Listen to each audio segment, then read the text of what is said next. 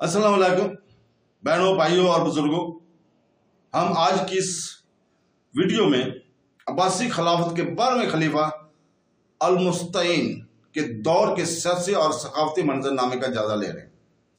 ان اہم واقعات اور پیش رفت کے بارے میں جاننے کے لیے جنہوں نے اس کی حکمرانی کو تشکیل دیا اور سلطنت پر دیر پا اثر چھوڑا، ہمارے ساتھ رہیں۔ نئے خلیفہ کو تقریباً فوراً سامرا میں حق سے محروم المعتز کی حمایت میں ایک بڑے ہنگامے کا سامنا کرنا پڑا۔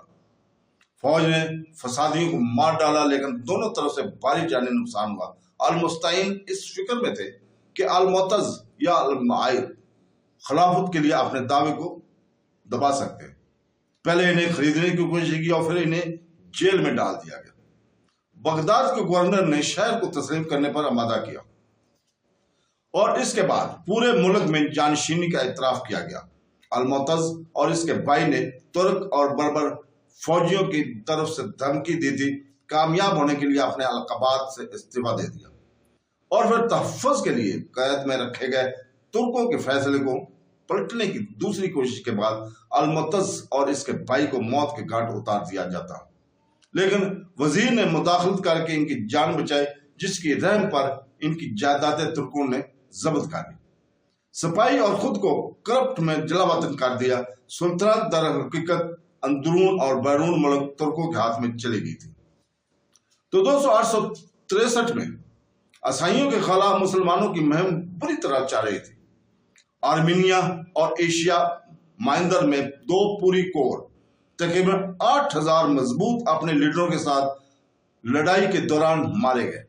اس خبر نے بغداد میں غصہ اور فساد برپا کر دیا۔ ایک مقدس جنگ کے لیے قدیم رونا سڑکوں پر بج رہا تھا۔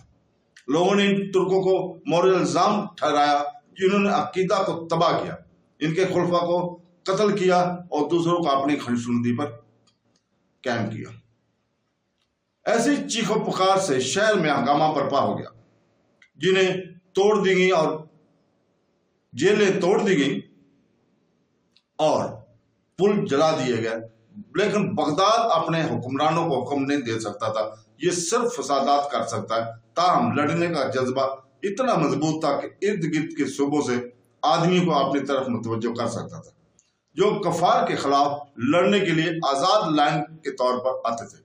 لیکن ترکوں نے ان چیزوں کی کوئی پرواہ نہیں کی اور نہ خلیفہ کو۔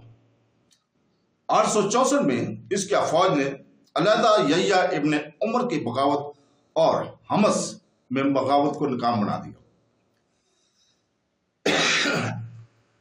تو دوستو، المستعین کا انجام اب قریب تھا۔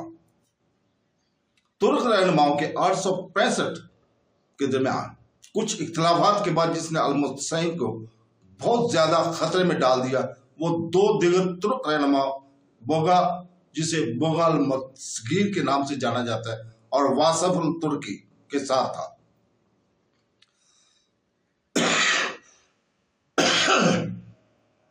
ایک کشتی پر سامرا سے روانہ ہوئے مشرقی بغداد کی طرف ترکوں نے اس کے پیچھے اپنے کپتانوں کی ایک جماعت بھیجی اور اس نے سامرا واپس آنے کی درخواست کی، لیکن خلیفہ نے انکار کر دیا اور دونوں فریقوں کے درمیان سخت الفاظ کا پیچھا ہوا، جس کی گرمی میں ترک بولنے والوں میں سے ایک کو دھچکا لگا۔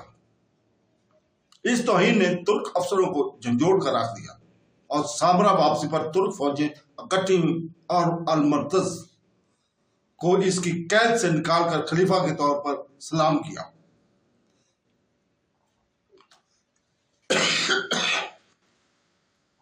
چند ہفتوں کے اندر اس کے بھائی ابو احمد موقف نے 50,000 ترکوں اور 2,000 بربروں کے ساتھ بغداد کا محاصرہ کر دیا۔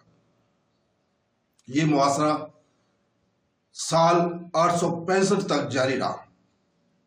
اللہ تعالیٰ ہمیں اپنی اسلامی خلافت اور خلفاء کے بارے میں حقیقت جاننے اور سمجھنے کی توفیق عطا فرمائے۔ آمین ثم آمین۔ اللہ حافظ۔